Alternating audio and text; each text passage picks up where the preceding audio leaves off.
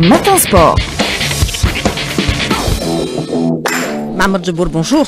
Bonjour. Et on commence ce Matin Sport avec du cyclisme. La première médaille d'or avec le championnat d'Afrique qui se déroule, je le rappelle, en terre africaine et plus précisément la compétition se déroule au Cameroun. Première médaille d'or, c'est l'œuvre de Nessene Houili dans l'épreuve poursuite individuelle élite. Et ce n'est pas tout, puisque Nessene Houili a aussi remporté une médaille d'argent en course poursuite, une performance qui confirme la place de Nessene Houili parmi les meilleurs du continent. Chez les messieurs, Anis Riahi s'est imposé dans la course au point d'élite, remportant également une médaille d'or dans une course stratégique et intense. Par ailleurs, son compatriote Yassine Chalel, lui, il a complété le tableau avec une médaille de bronze, toujours dans la course au point. Une démonstration collective de talent et d'endurance, des performances qui témoignent de la montée en puissance du cyclisme national algérien sur la scène africaine et qui laisse présager de belles ambitions pour les prochaines échéances continentales et internationales. On va parler de para-judo avec Bouamar qui a remporté la médaille d'argent dans la catégorie des moins de 64 kg, classe J1. C'est plus d'une centaine d'athlètes d'une trentaine de pays qui prennent part au championnat du monde d'Astana, qui sera rehaussé par la présence des délégués de la Fédération internationale de judo. Alors ces derniers ont pour mission de superviser les épreuves dans le cadre du protocole d'accord signé par les deux instances en ce début d'année. Pour rappel, Bouamar avait remporté la médaille d'or de la catégorie moins de 60 kg, J1 des Jeux paralympiques, compétition qui s'est déroulée à Paris, pour rappel, paralympique. On parle de hand, une discipline que vous aimez beaucoup. Eh bien, c'est le championnat. La course au titre se poursuit cet après-midi à la salle d'El Billard pour le compte de la deuxième journée. Je pense que vous allez me poser la question pourquoi on l'a délocalisé à la salle d'El Billard. Je vous répondrai à cette question juste après la présentation signée Lotfi Benidir.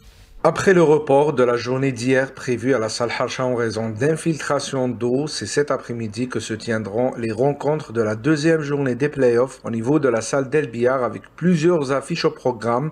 À 14h, l'Olympique d'El-Oued, vainqueur lors de la première journée, affrontera une équipe qui sort d'une défaite, à savoir le Chebeb de Mila. Et à 16h, le handball club d'El Billard, qui occupe également la première place, défiera la JS Saoura, un adversaire à la recherche de son premier succès au playoff. Et sur cette nouvelle sortie, on écoute Lamine Sahli, l'entraîneur d'El Billard, au micro de Rostom Yahya Shrif. On va jouer contre Saoura. On a des joueurs, surtout les remplaçants, où ils ont le وزن تاعهم في الفارق. Inch'Allah, il y aura des changements un peu, surtout en attaque. Je pense que لازم encore régler quelques détails, surtout en attaque. Quand on accélère, surtout en montée de balle, نقدروا نديروا la différence. Pour rappel, deux autres rencontres sont prévues dans la soirée à partir de 18h. L'Ittihad Ouargla de Salah Bouchkriou, qui s'est incliné par un but face à Ain Touta, défiera les tenants du titre, le Mouloudia de Borj Barilij. Enfin, cette seconde journée des playoffs sera bouclée par ce choc Espérance de Skikda, Espérance d'Ain Touta à partir de 20h. Alors pourquoi justement, Mahmoud Jabbour, les playoffs ont été délocalisés à la salle d'El Billard ? Là, on revient à un aspect important. Une salle mythique qui a pour nom et que vous connaissez, qui s'appelle la salle Hacha Hassan, qui abritait la compétition. Eh bien, les matchs devaient se dérouler hier. Les matchs ne sont pas déroulés hier. Pour la simple raison, il pleut sur Alger. Il y a un BMS, vous l'avez vous-même annoncé. Hier, aujourd'hui et demain. Il va pleuvoir sur Alger. Et donc, il y a eu des infiltrations d'eau. Du coup, point de compétition à la salle Hacha. Et on revient à la question, à la sempiternelle question. La gestion de l'infrastructure. Eh bien, l'État dépense, quand je dis des milliards, je suis gentil, des centaines de milliards pour construction de stades, construction de salles, mais point d'entretien. Vous prenez Chiraga, la même chose. Vous prenez la salle Hacha, vous prenez d'autres salles. Des gouttes d'eau et on ne peut plus jouer. Il y a un manque d'entretien de l'infrastructure sportive qui, au bout d'un moment, avec les nouvelles infrastructures qui existent, on va assister à la même chose. Des stades, des salles qui vont de jour en jour, eh bien, tout simplement se détériorer par manque d'entretien. C'est-à-dire, on n'anticipe pas sur l'entretien. Il coûte cher, l'État donne les moyens, les responsables doivent prendre en charge, justement, l'entretien à travers la mise en place de commissions, on l'appelle comme on veut. C'est aux fédérations ou au ministère? Non, c'est au ministère. Au ministère, on est bien d'accord. Non, les fédérations ne gèrent pas les salles, c'est les ministères. Alors soit c'est des OPOV, soit c'est des salles communales, À partir de là, tout dépend, disons-le, le statut de la salle. À partir de là, eh bien, les personnels ou les personnes censées gérer doivent alerter. Et on arrive à une salle comme Harsha, qui est une salle qui a une histoire, qui a une âme. Eh bien, elle est tout simplement en train, avec l'appui, de ne pouvoir abriter une compétition. Alors, messieurs les responsables, parce que je suis sûr qu'il y a quelqu'un qui nous écoute ce matin, les responsables chargés du sport, faites en sorte de gérer l'infrastructure sportive. Parce que j'ai eu l'occasion, j'étais à Oran, j'étais au Nelson Mandela. Si on n'avait pas poussé un coup de gueule ce jour-là, c'était sale, c'était mal entretenu. On a laissé les sièges se détériorer. Après, on vous dira pourquoi on est mécontent. Oui, on est mécontent. Ça coûtait de l'argent, ça coûtait cher, et on doit en prendre soin comme la prunelle de nos yeux. Voilà, tout simplement. Je voulais pousser ce matin et le dire fortement. On va revenir maintenant aux horaires de la Ligue 1. Ça y est, on connaît les horaires de la prochaine journée qui aura lieu. Alors, ça va se jouer comme d'habitude sur 4 jours. C'est les 16, 17, 18 et 19 mai. La journée débutera le vendredi 16 mai avec 2 matchs. Ça concerne 4 équipes mal classées. Moudia d'Oran, Maghra, 16h30, ainsi qu'Olympique Arbou, Khenchla. La JS Kabylie, elle jouera samedi contre la JS Saoura au Stade Hussein Ait Ahmed à partir de 17h. Le derby, mettant en prise le Parado Athletic Club à l'Usman d'Alzé, se jouera le même jour au Stade Nelson Mandela à 19h30. Ce sera samedi, retenez bien. L'affiche de la journée est programmée le lundi 19 mai entre le co-leader, le Moudia d'Alger et l'Entente de Sétif au stade du 5 juillet.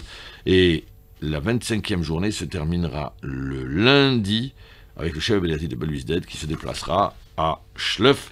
Et voilà pour l'ensemble du programme. Alors dimanche, il y aura également Espérance Mostagan et Malbried, CS Constantine, Biskra, 16h et 18h. On va enchaîner avec la Liga. On va jouer pour le compte de la 36e journée, il ne reste plus que 2 journées. Les matchs se jouent aujourd'hui, avec notamment Real Madrid-Majorque, qui est un match important.